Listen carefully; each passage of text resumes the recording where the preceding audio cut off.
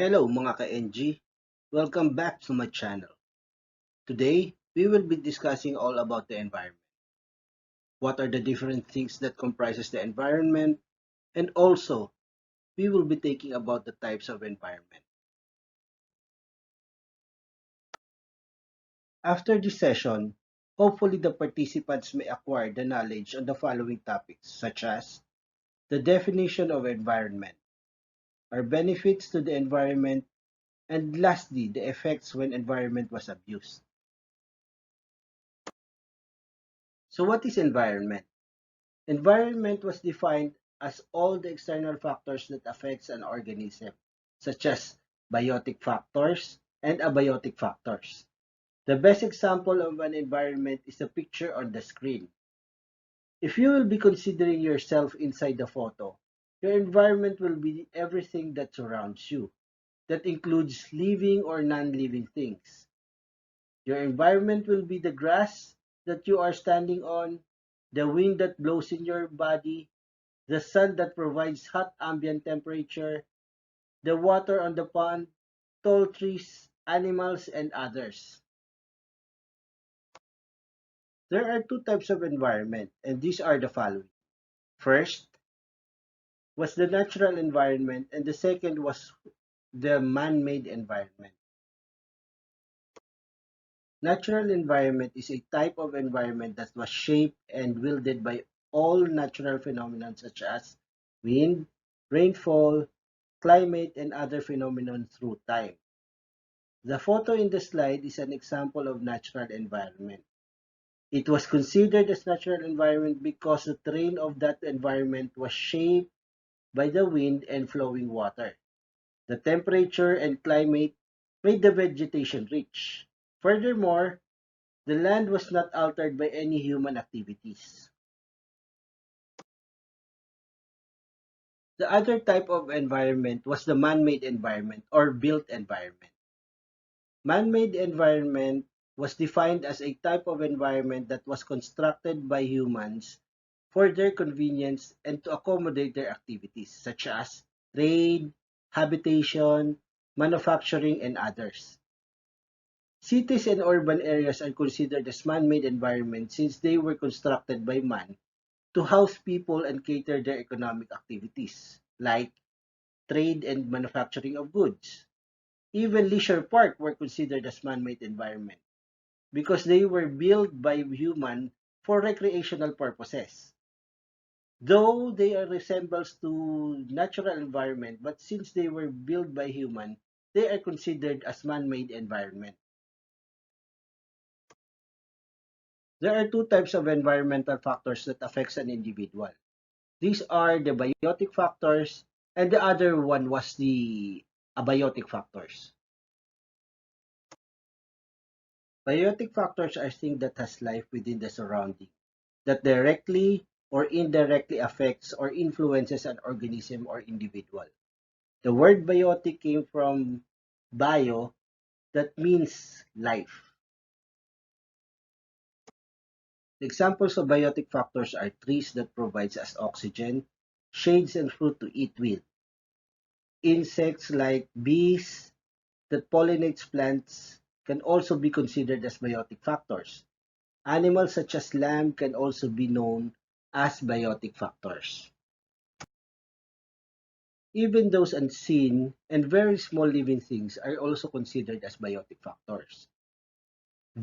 Viruses, bacteria, and fungus that causes diseases are considered also as biotic factors.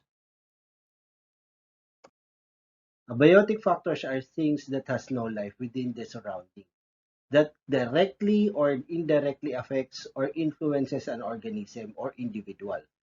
The examples of abiotic factors are the weather, temperature, wind, soil, sunlight, and other non-living things. The examples of abiotic factors that affects us or other individuals are the following. Wind that blows and provides us thermal comfort, hot ambient temperature that dries our clothes, cold ambient temperatures that give us chills, ball pens that we are using to write notes, and even sunlight that provides energy to the plants in their photosynthesis that releases oxygen that we breathe in. Environment also provides us on what are the things that we need.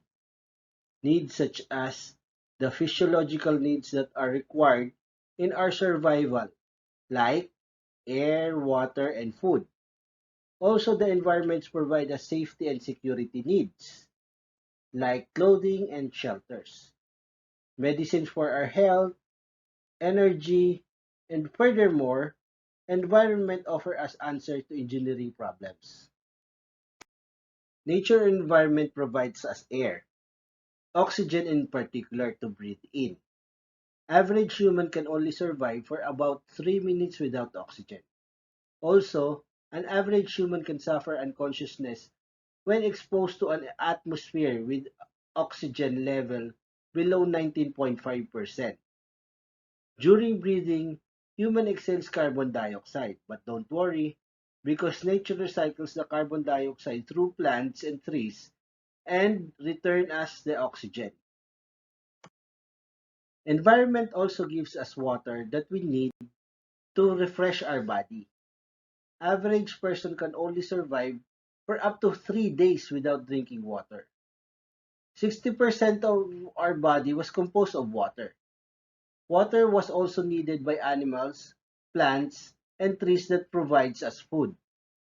Nature provides us with fresh water through precipitation and other forms. Average human person can survive for about 3 weeks without food.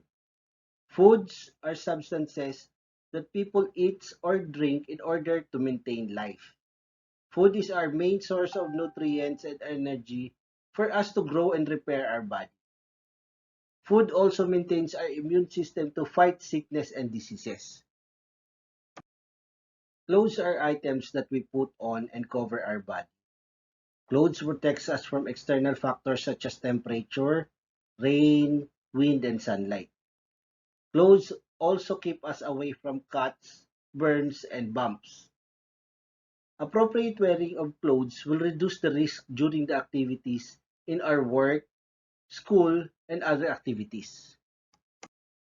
Nature provides us materials in building shelters such as wood, cement, and other construction materials. Shelter is a place that gives temporary protection from bad weathers or dangers. Shelter keeps us away from dangers imposed by wild animals like stray dogs, snakes, bears, and other harmful animals. Shelters also provides us ease of mind for us to enable to complete our required sleep. Moreover, shelter protects us from extreme weather such as typhoon, extreme heat, and cold weather. Medicines are compounds that are used for treatment of diseases. Nature provides us with wide variety of medicines to fight infection, sickness, and illnesses. Medicine can be extracted from medicinal plants and animals. Example of medicines that are derived from plants are the aspirin that came from willow bark, digoxin from foxglove, and morphine from the opium poppy. Antivenom, insulin, and antitoxins are from the animal's body secretion. Energy was defined as the capacity to do work. There are many types of energy, but the most popular energy was the electrical energy that provides power in our gadgets and appliances. Energy can also provide us transportation that moves us from one place to another. Nature also provides us with solutions to various engineering problems.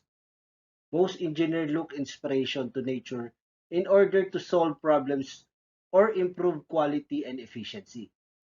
Biomimicry is the design principle that studies nature's best idea and then imitates these designs and processes to solve engineering problems. The best example of biomimicry was the kingfisher and the bullet train.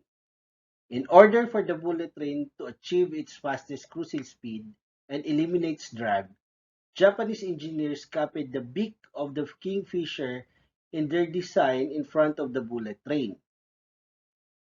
Nature provides us everything that we need, but there are some consequences when the environment was abused. Nature let us experience natural disasters, pandemic, low quality of life, and lack of resources as a reminder that she needs to be cared sometimes.